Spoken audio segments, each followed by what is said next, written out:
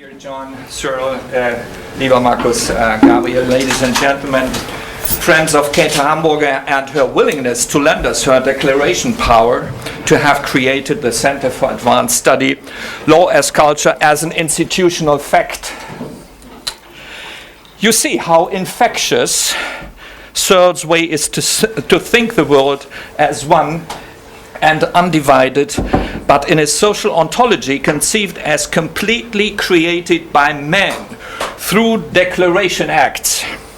It is difficult to read his work without being forced by the pure meaning of the words to give a commitment. Perhaps later on there might be some critics, however. Why does it work with him and not with all the other philosophers, social scientists, etc.? A first objection to his theory, by the way, would be the singularity of this effect. But let me go step by step. John R. Searle is a celebrity in the scientific world. As a sociologist, I'm asking myself, what made the difference when Einstein arrived at New York and the whole city became crazy, and the Beatles, in comparison, would be nothing than a boy band, and Weber on the other side arriving at St. Louis for the World Fair in 1904, where nobody recognized him. But we are not inviting just celebrities, but we are interested in their contribution to deliver a better understanding and explanation of our world. Generations of philosophers and sociologists have been influenced by his theory of speech acts and later on by his part in the constructivism debate.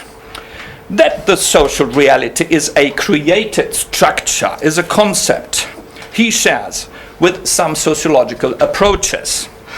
However, his unyielding insistence that language is necessary for an understanding of the world based on Wirklichkeitswissenschaft, science of reality, if that is a translation at all, and a sociologically enhanced realism intended as epistemology makes him a privileged dialogue partner in the movement of new realism, where the presence of Maurizio Ferraris, who is not here, if I see right, but he will come on tomorrow. So, but all the greetings to him, of course, as not a local but a global hero. That's yourself, by the way, Markus. In this respect, we are following up on the topic of the conference New Realism, which attracted a great deal of attention in the academic world and in the reviews sections. The ritual act of presenting a scientist, and that's what I'm doing at the moment and by way of speech acts, would be incomplete if I left the honorary degrees and awards completely aside. So only a selective view on that. University of Lodz, University of Usti, University of Belgrade, University of Lugano, University of and so forth. Honorary Professor of Beijing, of, let me see, of Bonn, if I see right, of East China Normal University, University of Helsinki, Sweden, Pufendorf Medal, and so forth. Unfortunately, you know, the linguistics don't deliver what we would need in this case, the Nobel Prize. Of course, it is a little bit of a false construction of Swedish society. And let me also quote some of the comments that have been done about his work. I quote, "In his fascinating, provocative account, eminent philosopher John Searle shows how our everyday actions and cultural knowledge are of metaphysical complexity that is truly staggering." Colin McGinn, reviewing the construction of social reality. With regard to the same book, a statement by Geoffrey Hawthorne in the London Review of Books, he's saying, "A brisk, bold, and extremely clear book. This is philosophy in the best modern American manner." Both statements might serve as explaining the specific interest of the Center for Advanced Study, Law as Culture, to spend a whole week in the atmosphere of his thought. let me just, for the sake of reducing complexity, name 3 major questions we want to discuss with him. First, what is the possible utilitarian outcome of using his theorizing for purposes of the social sciences? The sociologist's question. Second, does the Speech Act-founded conception of the social world as an ontological region, taking this world as a real one, though constructed world, need the social sciences, on the other hand, in any kind of respect, to make arguments more precise, to profit from institutional knowledge like corporations, an important case in your last book, bureaucracy, imputation processes, and so forth? And finally, are there new answers to our general question that is the following one? The question, the problematic of this center.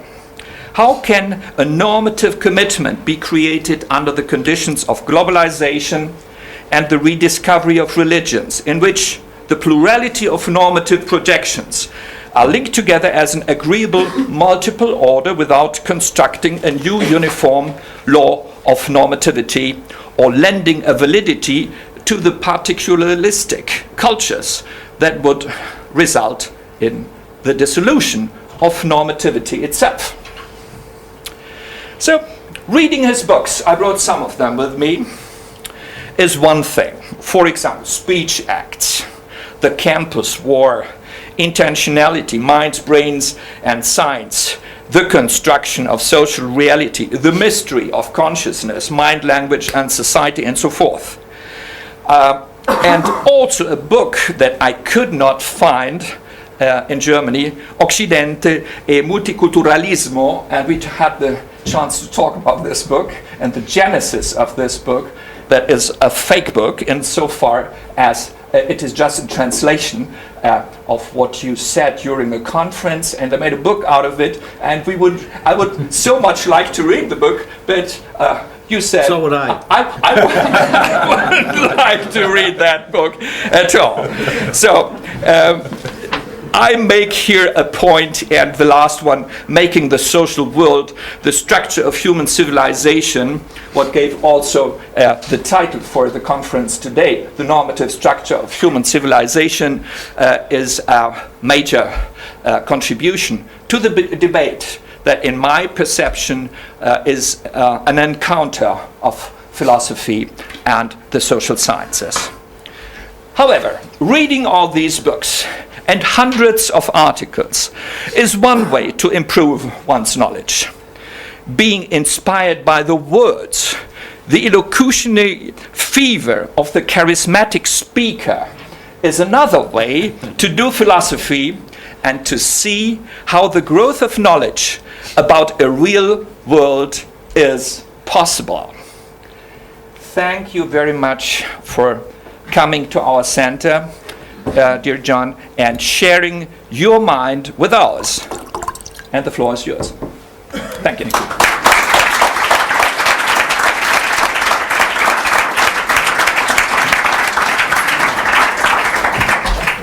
Well, I want to thank you for that generous introduction. It's a bit daunting to try to get up and talk after that. But anyway, here goes.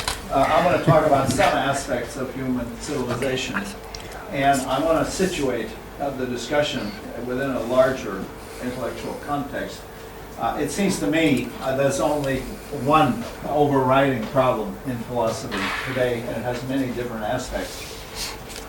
And the problem is, how do we give an account of the human reality that makes it consistent with, and not merely consistent with, but a natural consequence of what we know about the basic reality as described by physics and chemistry and evolutionary biology. You see, there is a central intellectual fact about the present era, and that is knowledge grows. We just know a whole lot more than our grandparents did, and our grandchildren are already starting to know more than we know. And this is, of course, an enormous sea change in intellectual life. We have a certain conception of ourselves. We think we're conscious, mindful, rational, speech act performing, ethical, aesthetic, political beings.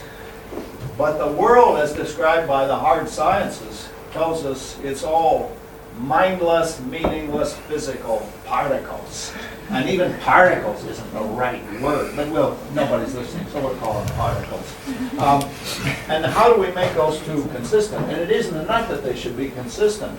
You've got to show how civilization is a natural consequence of the basic structure of the world. You've got to show how elections have got to have electrons, and presidents have to have protons. I mean, if nobody brings the electrons, you can't have an election. I mean, we have to show how the social, institutional, civilized reality is a natural consequence of the more fundamental reality. Now, there are certain obstacles to that, and I want to tell you about some of the obstacles because I have to get them out of the way at the beginning. First of all, there is a tradition, very strong, that says we're not a part of the physical reality. That's the tradition of God, the soul, and immortality. We shouldn't think of human reality as part of nature. No, it's a consequence of the supernatural. And I'm not going to argue against that tradition. I'm just going to call attention to the dangers that it presents.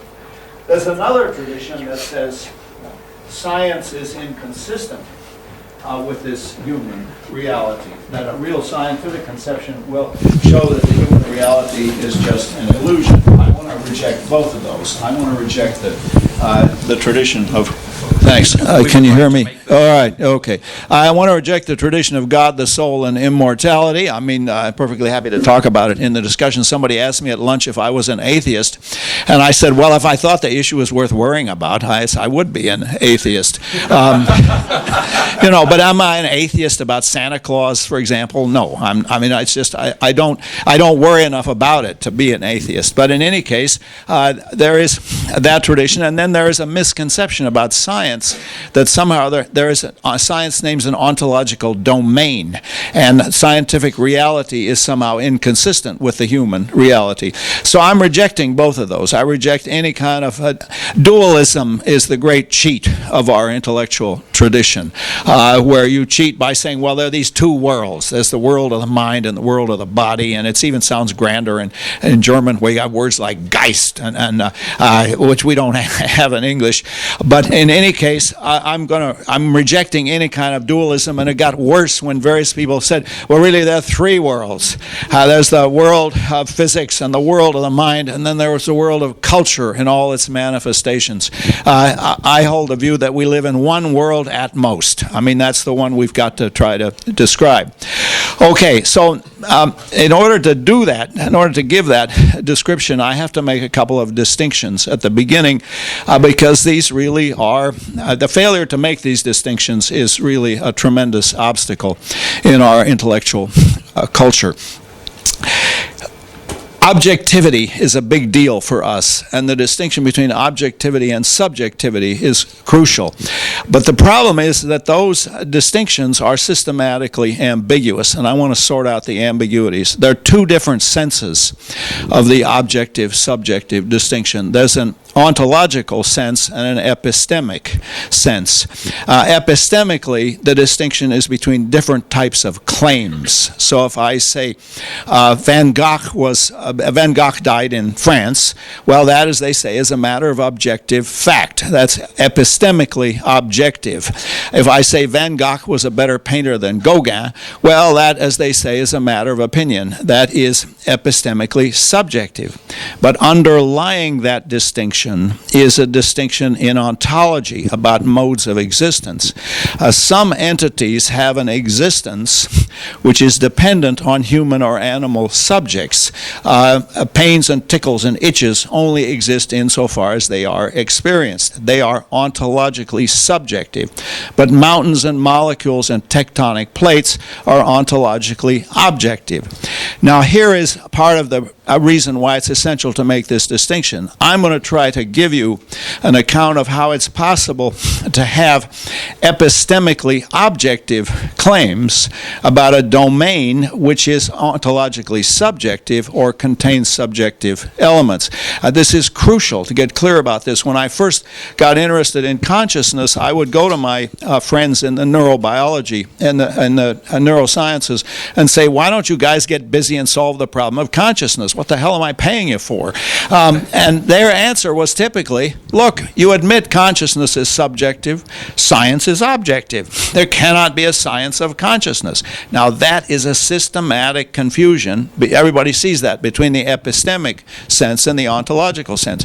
Consciousness is ontologically subjective, but that's no reason why we cannot have an epistemically objective science of a domain that's ontologically subjective. And this is, I'm going to give you an account of a domain or various domains that are ontologically subjective or contain elements of ontological subjectivity, but it ought to be possible to get an epistemically objective account of those domains. Okay, so that's one crucial distinction. Now, another distinction we're going to need is related to this, is the distinction between those facts in the world or those features of the world that exist independently of any human observers and those facts and features that are in some sense dependent on our attitudes. And just to have a piece of jargon, I'll talk about features that are observer relative and observer independent. It's a bit misleading because observer might suggest some outside anthropological observer, and I mean to include also participants within the facts that make something observer relative or observer independent. So it's the chemical structure of this thing is observer independent, but that we use it as a microphone and not as a paperweight, that's observer relative. That's relative to our interests and what we've designed it for. And my favorite example are these weird bits of paper that I carry in my wallet, and though they're physically rather trivial, it's cellulose fibers with various ink stains on it, we think it's interesting because it's money. And what fact about it makes it money? Not a fact about the physical and chemical structure. To put it very crudely, we'll refine this a bit later, the fact that it's money derives from the fact that people think it's money. It's money if we think it's money, and it's only money because we think it's money, and that makes money observer relative and thus contains an element of ontological subjectivity because the attitudes of these observers are ontologically subjective. But at the same time, it's just a plain fact that it's money. It's epistemically objective. American tourists are always amazed by the fact that you can get away with presenting these bits of paper in payment because it doesn't look like money, but it works. I tried it. You know, they don't say, well, maybe you think it's money. No, it really does work. Now, how does it work? Well, it works because people agree on it. They have collective intentionality. Okay, and I want you to keep those two distinctions in mind as we proceed. Well, the first distinction is between the two senses of the objective-subjective distinction, and the second distinction is between the observer-relative and the observer-independent, where all observer-relative phenomena have at least an element of ontological subjectivity. Okay, I'm fairly heavily jet-lagged, so I'm going to be drinking a lot of water. Okay, so now let's go to work. We start with a world of physical particles, and it started 15 billion years ago, and I wish these guys would make up their mind, because the latest figure are 13 billion years. You mean you're only wrong by 2 billion years? Well, anyway, okay, 13 billion years. And then I won't even tell you how long ago life started to evolve, because here's a scandal. We don't know when life began, and we don't know how it began. Now, that seems to me a scandal. But anyway, I guess we will figure it out eventually. But we do know this. There are a lot of large carbon-based molecules with a lot of nitrogen, hydrogen, and oxygen. Now, why should we have this fetish for those four elements? Well, we do. That's our life. Carbon-based molecules with lots of hydrogen, nitrogen, and oxygen, and they begin to be alive and to evolve and develop. And I'm going to skip over a few billion years and to get to us. And we are the products of that evolution. Now, what have we got that's so interesting that for our discussion tonight? Well, we got two features, and they're systematically related. We've got consciousness, which is a natural product of neurobiological processes, but at the same time is realized in the neurobiology of humans and animals. There's always some philosopher who says animals are not conscious. Well, I want to introduce him to my dogs. I mean, in my life now, I've had 4 dogs, Frege, Russell, Ludwig, and, well, actually 5 dogs. My latest puppy is Tarski. I know, Tarski, I owe a lot to Lufthansa because the dog I wanted, I searched around, the only one I could find on the net lived in Warsaw. He was a puppy, but Lufthansa flew him in, so I had to name him with a Polish name. He didn't know that his name was Tarski when he arrived. But anyway, okay. Now I want to say, you think dogs aren't conscious? You just look at my dogs. I mean, it seems to me incredible that anybody would deny that they're conscious. Okay, so we've got humans and animals that have consciousness, and with consciousness they have, I hate this word, but we're stuck with it, intentionality. They have the capacity of minds represent or be directed. See, intentionality doesn't bother Germans because it doesn't remind them of intending, because Absicht does not sound like intentionalität.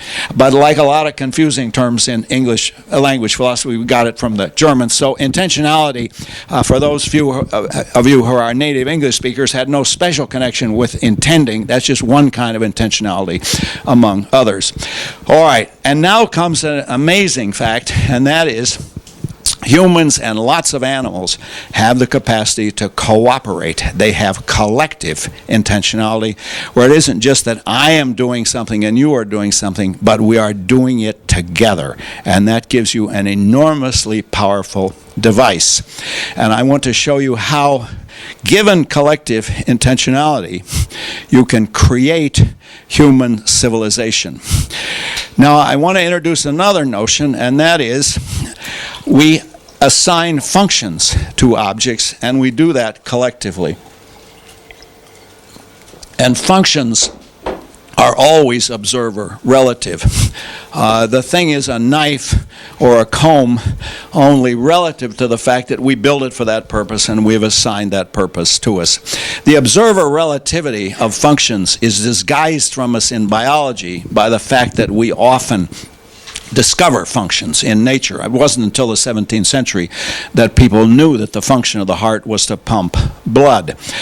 And that gives us the illusion that somehow or other functions are observer independent. But that's not right. The fact that the function of the heart is to pump blood is different from the fact that hearts do in fact pump blood, because there's a normativity attached to the notion of a function. We value life and survival. If we all thought that life and survival were bad and ought to be extinguished, then hearts would be dysfunctional. But we don't think that. We think life and survival have value, and for that reason we can discover functions in nature, those that serve life and survival.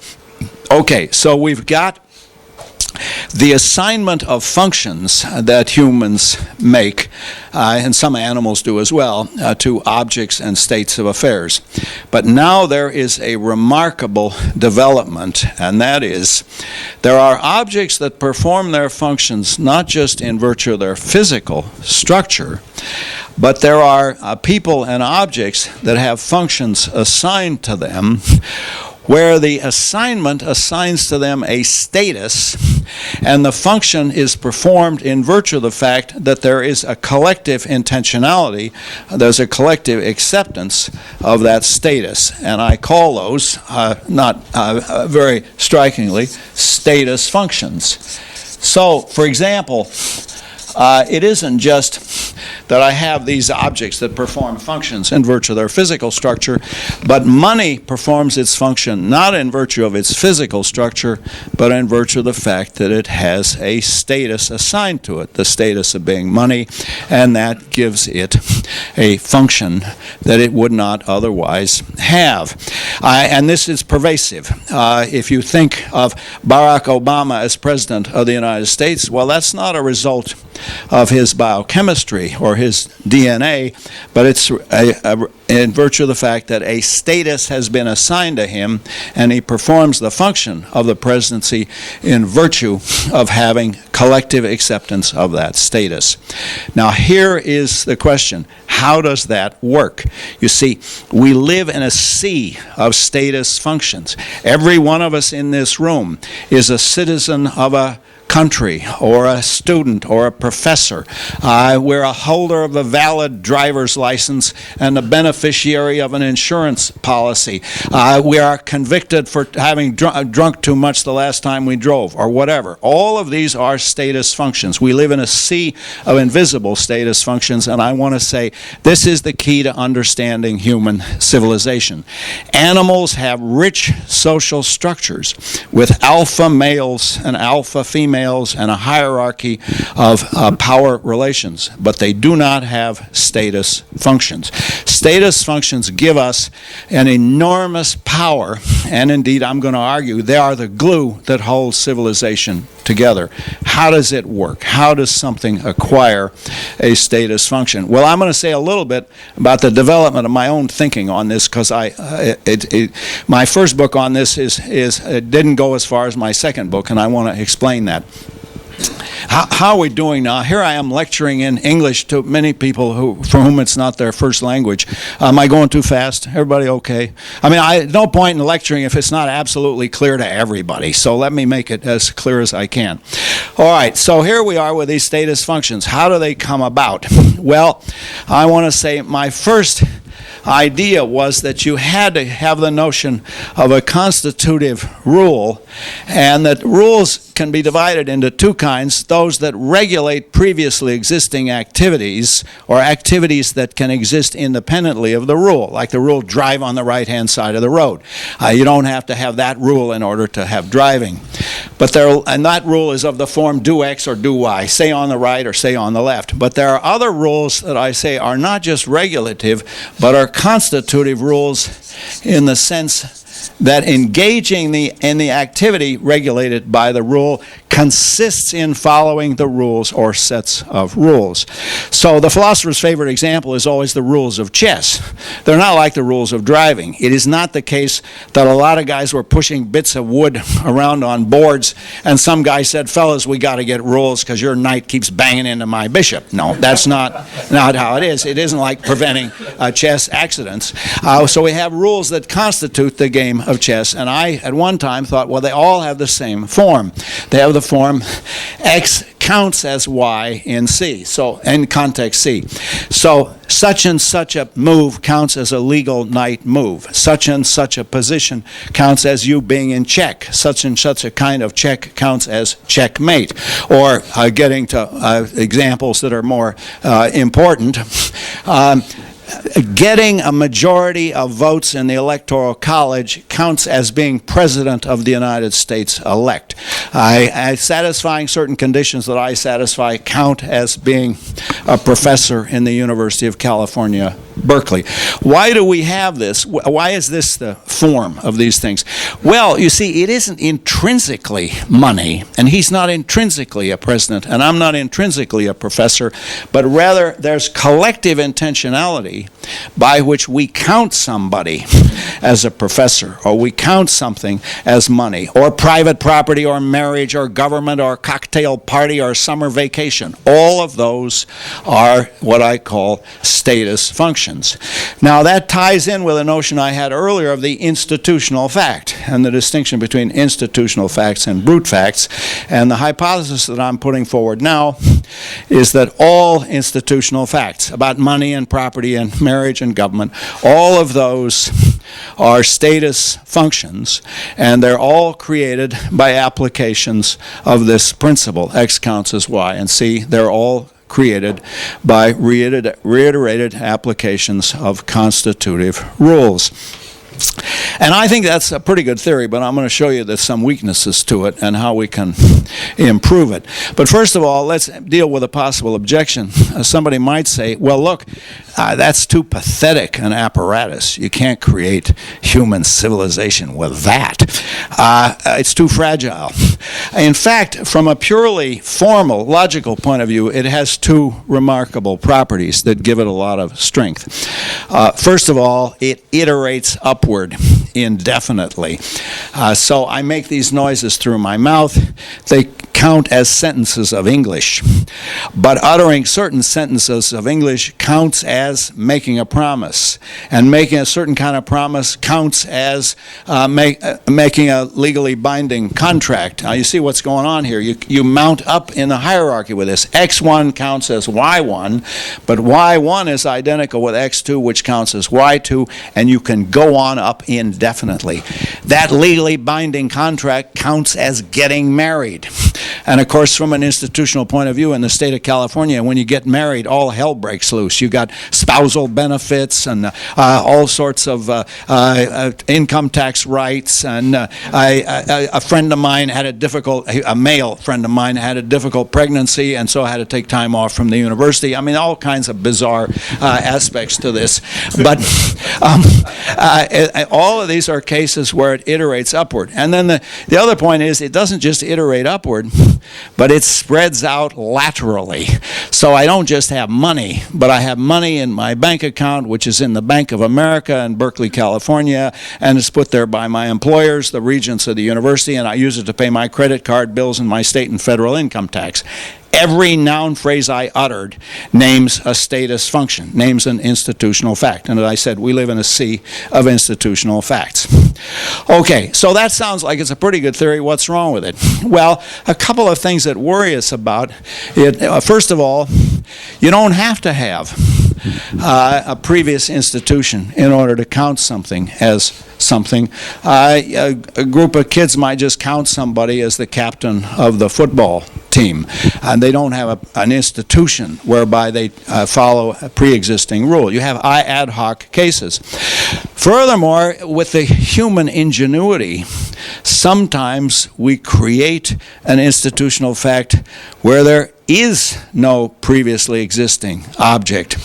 My favorite example are corporations. Corporations are a remarkable invention because it's not intuitive that you can create something out of nothing, but that's what the law about corporations says. It says you can form a corporation essentially by saying we're forming a corporation. You have to file articles of incorporation, but if we wanted to, all of us in this room under California law we could become the normative structure of human civilization corporation and file it. We wouldn't do it because it costs money and there's nothing in it for us, but you can do it in the state of California.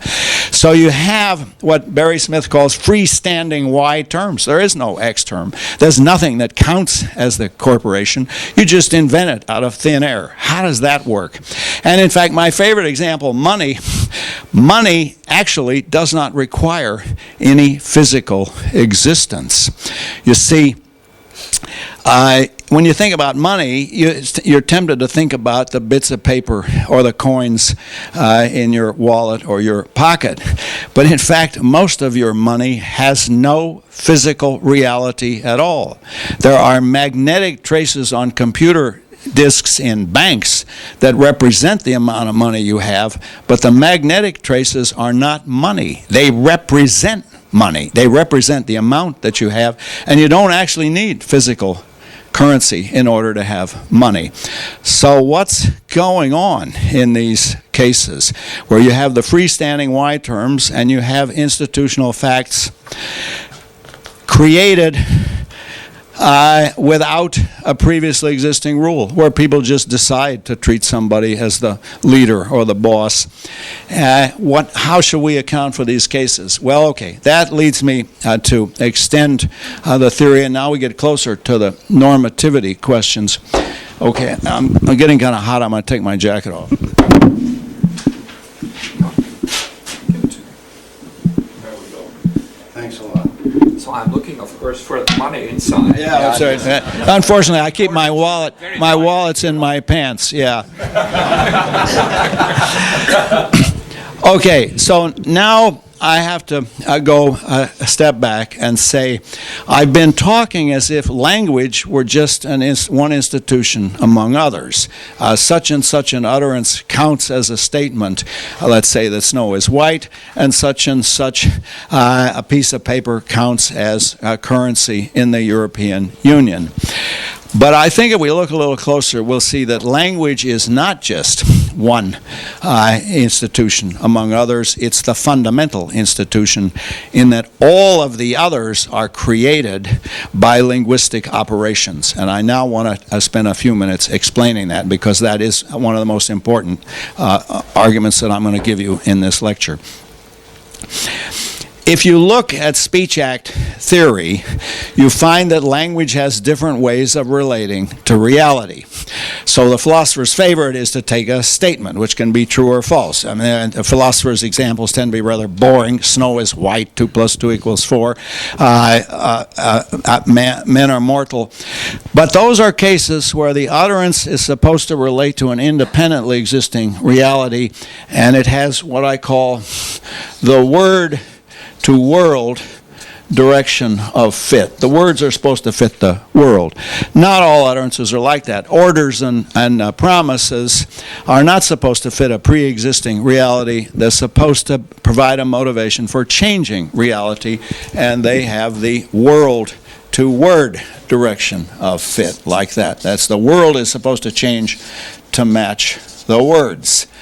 And the simplest test for whether or not something has this downhill direction of fit is, can you literally say that it's true or false? Because truth and falsity are the terms we have for assessing success in the word-to-world direction of fit. Whereas we don't say of commands and promises that they're true or false. We say the command was obeyed or the promise was kept. There are various other, in English at least, there are different vocabularies that we have for describing success in achieving this direction of fit. Now, here is a remarkable fact. I don't know of any animal language that has this, but human languages definitely do. And that is, there are utterances where we create a reality and thus achieve the world-to-word direction of fit, but we create that reality by representing it as having been created, by making an utterance that has the word-to-world direction of fit. The most famous examples were discovered by my old teacher, John Austin, and they're called performatives. So the guy says, the meeting is adjourned, or I pronounce you husband and wife, or you're fired, or you're hired, or I hereby declare you President of the United States. All of those are cases where you make something the case. You make it the case that the meeting is adjourned by representing the meeting as being adjourned. And I call those, I'll give you some jargon here. The first class where we try to describe things are those I call assertives, and those include assertions and statements and descriptions and explanations. The second classes where you have the word-to-word are either directives or commissives, directives like orders, requests, and commands, and commissives like promises and vows and pledges. But now here's an interesting category that doesn't fit either of these, and I call those declarations, where you make something the case, declarations, where you make something the case by declaring it to be the case, and the declaration has both directions of fit. When you adjourn the meeting by saying the meeting is adjourned, you make something, make it the case that the meeting is adjourned, but you do it by representing it as being the case, and thus one and the same speech act has both directions of fit at the same time. See, you're not performing two speech acts when you say the meeting is adjourned or I pronounce you husband and wife. You're performing one speech act that has both directions of fit simultaneously. And that is the key to understanding these status functions that I was talking about, and I'm going to call those status function declarations, declarations that create status functions. See, what kind of a speech act is this? counting something as having a certain status, that is the form of a declaration, where you make it the case that this X term, this piece of paper or this guy, is money or a president or a professor or a student. You make it the case by representing it as being the case. And the declarations need not be explicit. Sometimes you can make somebody the boss just by treating them as the boss. We can't decide this question because Sally's not here and we have to wait till Sally gets here. All of those are cases. Those are cases that have the form of the status function declarations, even though it is quite implicit. You don't have to say, we hereby make Sally the boss. No, you can just make Sally the boss by representing her in a variety of ways as being the boss. These are cases where the status function is created insofar as it is represented, but the logical form of that representation is the status function declaration. But now we have remarkable distinction between language and other institutions. Language is not one institution among others. It is the central institution in that all institutional facts come from repeated applications of utterances that have representations that have this form, where we count something as having a status which it does not have intrinsically. Language is different, however, in that in the case of language, the semantics, the meanings of the words, I haven't explained meaning, but the meanings of the words combine to form the meaning of the sentence, and that enables you to use the sentence to perform a speech act. So take a simple example. Snow is white. If you know English, or Schnee ist weiß in German, you know English, you know that the knowledge of English is sufficient to enable you to make the statement that snow is white by uttering that sentence. But in the case of making somebody president of the United States, or a professor, or a graduate of this university, the semantic powers of the sentences are used to create powers that go beyond semantics. You see, the semantics of the president of the sentence "snow is white," that's all that does is enable you to perform a speech act saying the snow is white. But in the case of declaring war, a state of war now exists. In that case, you create a reality using the semantics, but the reality goes beyond the semantics. The reality now involves what? Well, that's the next thing I'm going to tell you. Why do we do this? I mean, why do we go through all this iterated application of these constitutive rules, and we have cases where you can just create a Y term by declaration, or where you make something a corporation, or you make it to be money, or you do it on an ad hoc basis? Why do we do that? And the answer is all of these create power relations. All of these are forms of power. Now, why? What kind of power is it, and why do we do it? Well, the power is a very peculiar kind of power, and again, I think animals don't have, non-linguistic animals don't have these kinds of power relations. And in English, they have names like rights, duties, obligations, authorizations, permissions, and authority of various kinds. And just to have a piece of jargon, I call these deontic powers. We create, that comes from the Greek word for duty, we create deontic powers by repeated applications of representations that have the form of a status function declaration. Well, let's go to the next step. You do all this stuff. You make money, property, marriage, government, cocktail parties, summer vacations, and by the way, sabbaticals. You'd be surprised that the deontic power you get out of sabbaticals. I'm constantly being asked to serve on some damn fool committee, and I say, I'm on sabbatical. And people respect that. The deontic power, I now have rights that I wouldn't otherwise have. All of those are cases of status functions, and we do that to create deontic powers, rights, duties, and obligations. And how do deontic powers work? What's the mechanism there? And the mechanism, again, I think is remarkable, and here it is. If you get people to accept a status function, they are committed to accepting a deontic power. And why is that a big deal? Because the deontic power gives them reasons for acting which are independent of their inclinations. Now, that is a remarkable fact. Humans create institutional realities of rights, duties, and obligations which give them reasons for acting which are independent of their immediate inclinations. I'll give you an example. A guy asked me to give a talk in Bonn on such and such a day.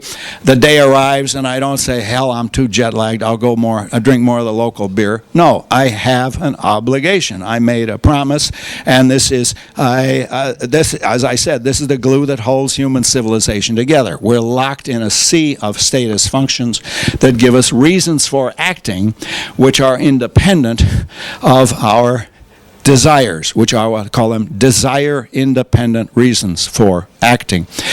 So you get an interesting set of equations, and I won't write it all out because I'm running out of paper on this sheet, but anyway, here they are. All institutional facts without exception are status functions. All status functions are created by applications of a form of representation that has the form of a status function declaration. It need not be explicit, but that's the logical form of what's going on. All status function declarations create deontic powers, and all deontic powers give people reasons for acting that are independent of what inclinations they might otherwise have. Again, my dogs are great dogs, but they do not act on obligations. They're not there sitting there thinking about, what am I under an obligation to do now? That's just, they don't, that's not a worry that they have. And that means that they don't worry about the next meeting they have to go to, or about paying their income tax, or doing all the things that involve obligations. Now I want to add to this, so we got this set of equations. Institutional facts are status functions. They're created by repeated applications of a certain type of representation, the status function declaration. They create deontic powers. Deontic powers give people reasons for acting which are independent of their immediate inclinations, and that's for that reason they're the glue that holds human civilization together and what makes us different from other animals. Now, I'm not knocking other animals. I think they're just great, and if it turns out that you got a tribe of chimpanzees that's been doing this for millions of years, fine, welcome to the club. It's just I haven't found out about them, and as far as I can see, it's only humans that do all this stuff. Okay, well, look, now how much more? Have I got any more time? Can I? Okay. As long as you want. Well, all right, but yeah. All right, okay, but a few more things I want to say. Now, I said incidentally that all of these institutional facts are not only created, but they are maintained in their existence by representations that have this form. And that's a more subtle argument to make out, but you see that if you look at how revolutionary movements try to get control of the vocabulary. You see, in Russia, after the revolution, they did not want people to be called by their pre-revolutionary titles. They want everybody to be comrade. They wanted to be addressed as comrade, and comrade marked a different status function. It marked a different way of relating for people to be situated in society. Or take an example closer to home. In the early days of the feminist movement in the United States, they were very anxious to get rid of the terminology of ladies and gentlemen. I mean, it was not supposed to be the ladies' room and the gentlemen's room, because they wanted, those marked status functions that they wanted to alter. And indeed, you watch how certain terms become obsolete, and you will see changes in status functions. So if you look at older American laws, the word spinster occurs often. You know, so-and-so is a spinster, or spinsters have certain rights. And I asked my class, how many of you are spinsters? See, one middle-aged woman raised her arm. I admired her. She had courage, but it's an obsolete obsolete concept because the status function that went with being a spinster, it's already a metaphor. It meant an unmarried woman who spent a lot of time spinning, making a cloth. But that's now become obsolete. And who knows, maybe bachelor is going the same way. I mean, in California, nobody refers to himself as a bachelor anymore because, well, I won't go into the sociological details for that. But in any case, the changes in terminology are a good clue as to what's going on in these cases. Now, another feature that is essential to understanding this is that typically status functions require status function indicators. You have to have an indication of your status function, and those are all speech acts. If you wear a wedding ring, that is a status function indicator, because the wearing it is a speech act. It says I'm married. And forms of dress are also status indicators. When I first got to Berkeley, I could tell who was a professor and who wasn't, because the professors had ties on and the undergraduates didn't. Then there came a period in the 60s when the only way you could tell was the professors tended to have shoes on, where the undergraduates didn't. So you had changes in status function indicators, but there are a whole lot of variety. And Germans, I think, particularly are sensitive to this, because I've seen it advertised that you could get a job where you would be an ex-Beamter and you would be a uniformed Beamter. You'd have a uniform, and of course the uniform is a status function indicator. So these acquire kind of life of their own. I don't know how you'd live in California without a California driver's license, even if you don't drive, they will issue a thing that looks like a driver's license because you need it to show your self-identification, to buy beer. I mean, even me, they want me to show that I really am over 21 because it's too stupid. But in any case, okay, status function indicators function largely. Now, I want to say a few words about normativity. I think I've said this implicitly, but I want to make it fully explicit. The normative structure, the official normative structure of human civilization, comes out in the fact that all of these status functions bear a normative burden. And how do we get away with it? If it's just a matter of counting something as something, the answer is get people to accept it. If you can get people to accept the status function, you've got them to accept an extremely powerful motivating force, because you've got them to accept reasons for acting that are independent of their desires. Well, okay, a couple other questions I want to discuss. How can anybody act on a desire-independent reason? Because all actions, all voluntary intentional actions, are, among other things, the expression of a desire to perform that action. And the secret of understanding the answer to that is to see that you can accept something as a valid reason for an action, and thus form a desire to do the thing that you accept you have a valid reason for doing, even though the desire is based on the reason and not the reason on the desire. You see, it's because you recognize that you made a promise that you form a desire to do something, but the recognizing of the promise was not itself the recognition of a pre-existing desire.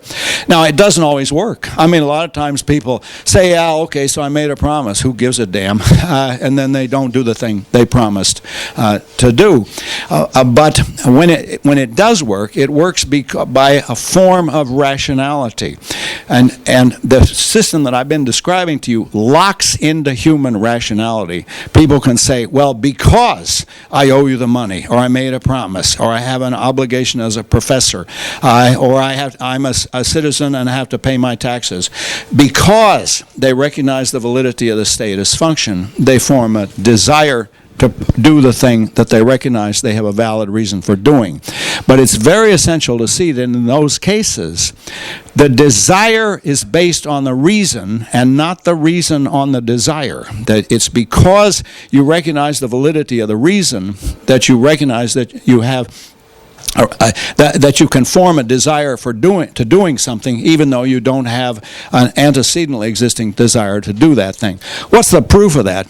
I think the simplest proof is to look at language cases, where I get a medical report that I'd rather not believe, but I have a very good reason for accepting it because it is epistemically overwhelmingly justified. And so you have cases for accepting something where you didn't have a previous, you had no desire to accept that you've got such and such a disease which they have discovered, but you have a desire-independent reason, namely your commitment to the truth, which gives you a reason for accepting something that you wouldn't otherwise want to accept. So I think, all the economics that I was taught as an undergraduate is based on a denial of this fact. I mean, they think that all rationality is based on desires, and that's just wrong. There are lots of desires that are based on reasons, where the reasons are not themselves desires. Now, there's another source of confusion in our intellectual culture, and that is the traditional fact-value dichotomy. And I want you to see that in the cases that I've been describing, that dichotomy gets blurred. Because once you recognize an institutional fact, and it is epistemically objective, it's an epistemically objective fact that I have a debt, that I've made a promise, that I am a professor in the university, that I am a husband and a father and all those other things. And in those cases, I have a reason for doing something. I have a valid reason for doing something which is independent of my other inclinations. And as I've said over and over, you couldn't make civilization work without that. All right, now I think I should say something about how this relates to the law, and then I'll stop because I want to leave plenty of time for question. It seems to me lawyers ought to be interested in this for a very simple reason. I am advancing a theory which, if it's right, has the following consequence.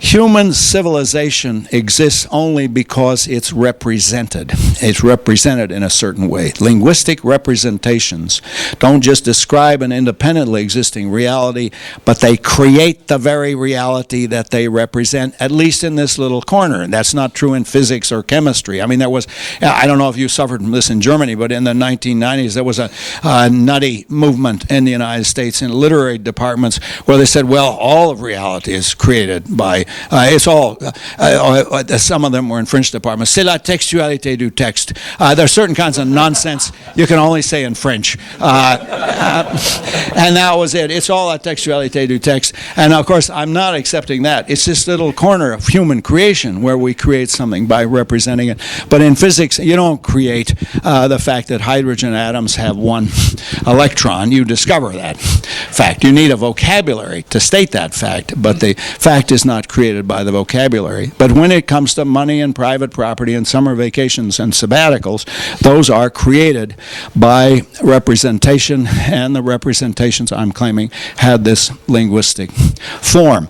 Now, if that's right, if I'm right about that, then we ought to take this seriously in the law. And I don't know much about the law, but maybe some of you can help me with this.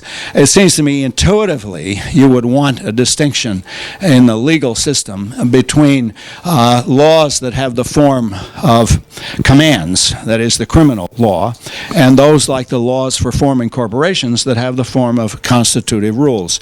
And what I would like, of course, is a much richer taxonomy. We need a much richer account of how different kind of laws relate to this. But I think that if I'm right about that, this is important for the study of law because lawyers deal with representations, and in the kind of society that we live in, they deal with written representations. There's an interesting problem that's come up, and that is the State Department sent a friend of mine to Afghanistan to assist them with their legal system, to creating a better legal system. And she discovered a depressing fact, namely the judges were almost without exception illiterate. The judges couldn't read. Now try to imagine what the German or American legal system would be like if the judges were illiterate. Now my son, who was a combat officer in Afghanistan, who was a lieutenant colonel in the special forces. He didn't think that was any special problem. They just have a different way of handling legal system. And he pointed out that Afghanistan has not been competently governed since Alexander the Great. He's a historian, among other things. So we shouldn't be too snobby about the fact that their judges don't spend a lot of time reading and writing. Okay, I think they may have problems, and that we may be mistaken in supposing that we can simply ship democratic forms of government and juridical systems to a society that has their particular structure. Anyway, just to conclude then, basically what I've been telling you is that language is not one institution among others. It is the basic institution in that all other institutions depend on language in a way that language does not depend on other institutions. If an anthropologist comes back from the Amazon basin and she says, I've discovered a tribe that has language, but they don't have money and private property and marriage, well, that makes sense. It'd be unusual, but okay, why not? But if she comes back and says, well, I've discovered a tribe that's got a rich system of money and private property and marriage and government, but no language. Nobody ever communicates linguistically. Well, that's incredible. That couldn't be the case. And what I've been doing is try to explain why that is the case. So what I think I'll do now is just say that what I've described to you is kind of just the basic form of a general account of human society, but I don't see this as finished. I think this is an ongoing research project. Thank you for your patience.